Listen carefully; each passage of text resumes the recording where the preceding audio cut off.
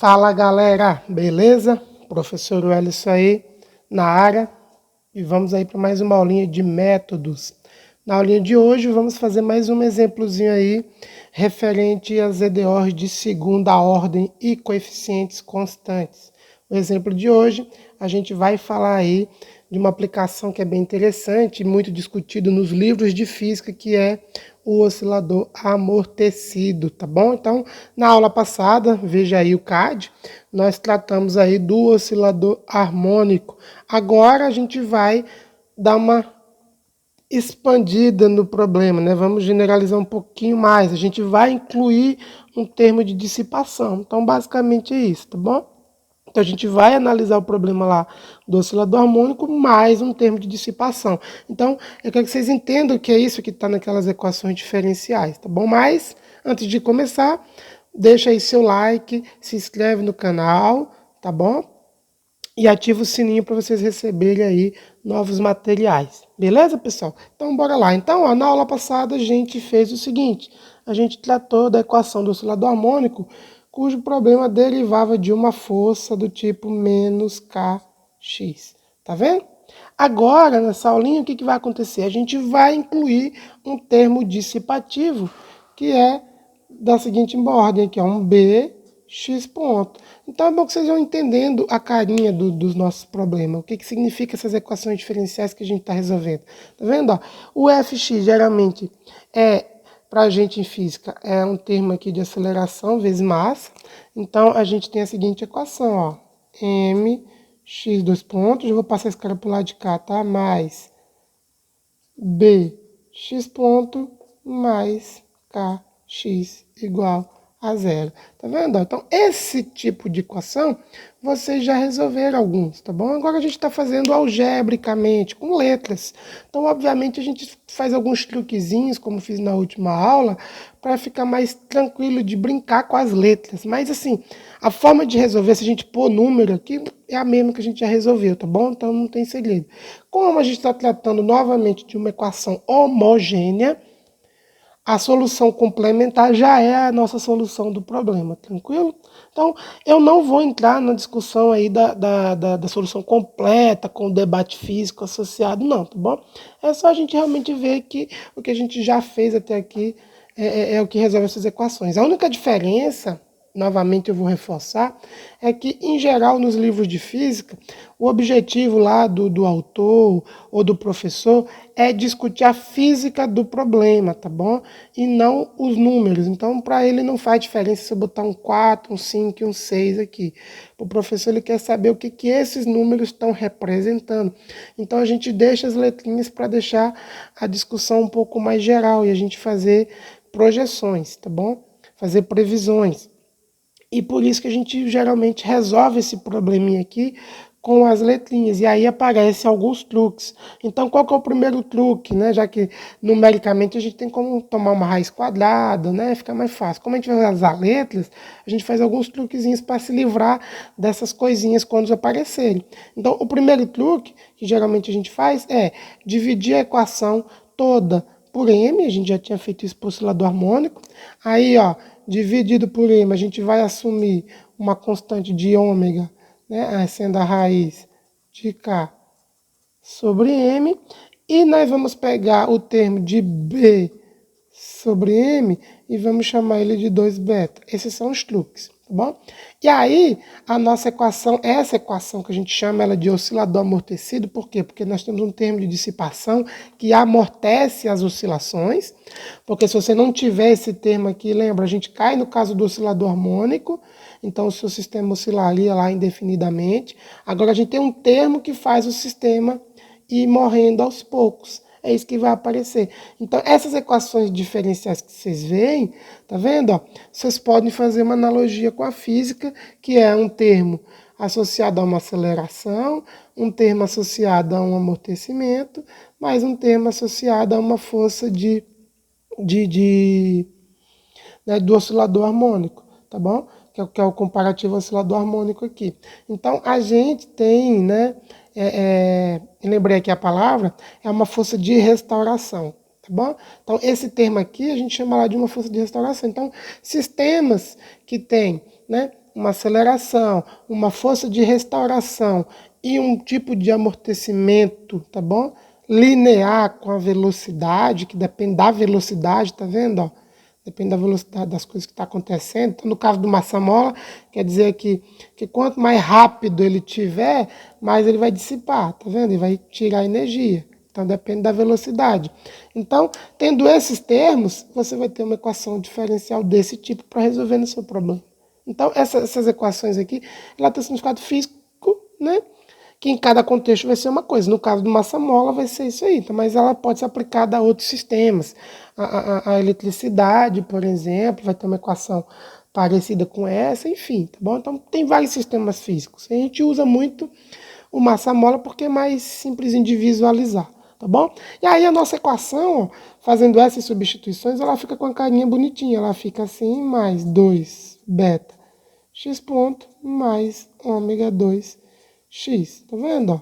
Então eu fiz questão de começar da maneira anterior para vocês verem que é a mesma equação diferencial que nós estamos estudando, de coeficiente constante. M é um número, B é um número, K é um número, tá bom? Então o que a gente já estudou até aqui é aplicável. Então, de maneira bem direta, para o vídeo não ficar muito longo, como é que resolve essa equação? A gente propõe uma exponencial, tá vendo? Então, ó, a forma de solução é propor aqui, ó, uma exponencial na forma de lambda t. Vou lembrar aqui que é um t, né? Porque estamos falando aqui de posição em relação tempo aceleração, beleza? Então, essa aí é o nosso tipo de proposição. Deriva duas vezes, deriva uma vez, aí você encontra a equação característica, não é isso? Então, a nossa equação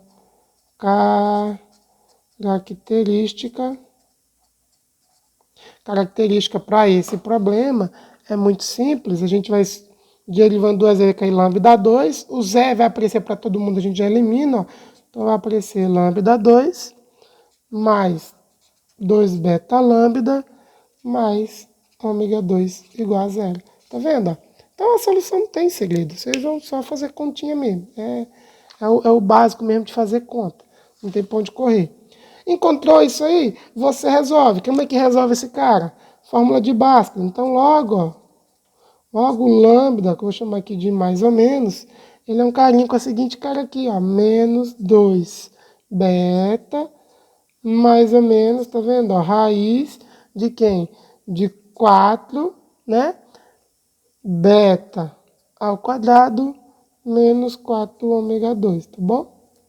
Então, isso aqui é o delta nosso lá, que é o b ao quadrado menos 4ab. Tá certo? É só vocês olharem aqui, ó.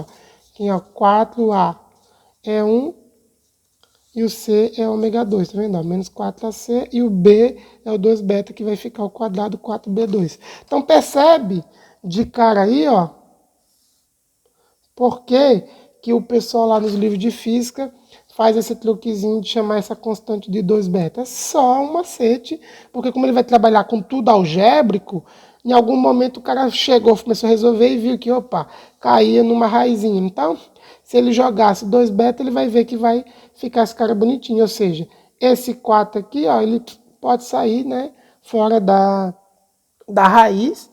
E aí você mata, né? Vai ficar um 2 aqui, ó. Então você vai poder matar esse 2, um 2 que vai sair daqui com esse 2. Então você chega numa expressão simplesinha para você analisar a física do problema. Então, ó, a gente chega com uma expressão do tipo menos beta, mais ou menos, raiz de beta 2 menos ômega 2, tá vendo?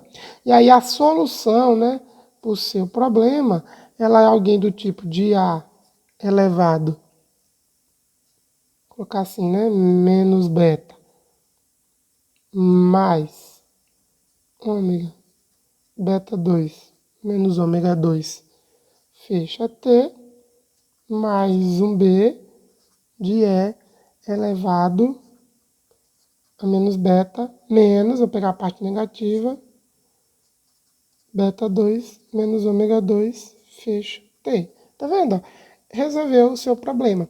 E aí, E aí, lá no curso de física não resolveu, né? O cara vai tentar estudar esse problema. Pra gente resolveu aqui, tá bom? Aí lá no curso de física, o cara vai ser bastante, né? é, é, é, é, curioso, ele vai ter muita curiosidade, ele vai querer saber. Aí o cara vai dizer, ah, beleza, percebe aqui que deu essa expressão. Aí o cara vai pensar, então o que que acontece, tá vendo? Por que que jogou algébrico? Porque você vai ter vários casos. Você pode pensar, por exemplo, o que acontece se beta aqui for menor que ômega. Se beta aqui for menor que ômega, tá vendo? Então você vai ter como beta é menor que ômega, esse resultado aqui vai dar negativo, tá vendo? Então, vai ser raiz de um número negativo. Então, você vai ter um número complexo. Então, você tem casos, né? Você tem casos. Você tem casos de beta menor que ômega, tá bom? Aí o cara vai modificando as letrinhas lá. Esse ômega vira um ômega zero, tem toda uma discussão, né? Sobre frequência natural. Mas não vou entrar nisso, não. Mas você cai no nosso caso lá de raízes complexas, tá bom? Raízes complexas. Aí você tem literalmente o que a gente fala lá de um oscilador, né? Amortecido aí, né? Então você tem uma coisa que oscila e vai aparecer um termo de amortecimento dividir esse menos beta que T. Mas eu não vou fazer essa conta aí não, é só para vocês entenderem. Aí você tem um outro caso, que beta é maior que ômega. Então, beta maior que ômega. Aí se beta é maior que ômega, você percebe que esse cara aqui já é um número, tá vendo? Positivo. Então você não tem mais oscilação. Acabou a oscilação do seu sistema. Apesar de chamar de oscilador amortecido. Isso aqui vai ser fortemente amortecido. É o nomezinho bonitinho. Mas aí você cai aí no caso de raízes diferentes, tá vendo? Então você cai no caso de raízes diferente. Então veja lá o nosso vídeo inicial da parte sobre EDO de coeficientes constantes, tá? Que a gente já discute esses casos aí tudo. E uma outra possibilidade é beta igual a ômega, né? Então beta igual a ômega, aí você vai ver que esse termo aqui vai a zero, então você vai cair no caso de raízes idênticas, tá vendo? Aí o cara tem que encontrar uma nova solução para poder fazer a solução complementar, tá claro? Então raízes idênticas. Então é basicamente isso. E aí tem toda uma discussão, né? Que aí o cara vai, nesse caso, vai lá chamar de amortecimento crítico, enfim, tá bom? É isso. Então você vai, final das contas, é aplicar as regras de EDO para encontrar soluções, só que quando está fazendo tudo algébrico, vai aparecer umas expressões cabeludas aí, que aí você não pode assustar, porque é só continha. Você vai abrir conta para lá e para cá e vai ver o que vai acontecer. Mas a nossa solução, o princípio de resolução é esse da nossa disciplina aqui. Tranquilo, pessoal? Então não tem muito segredo não, beleza? Então é isso, deixa seu like aí se curtiu o vídeo aula de hoje, se inscreve no canal e aí até a próxima videoaula.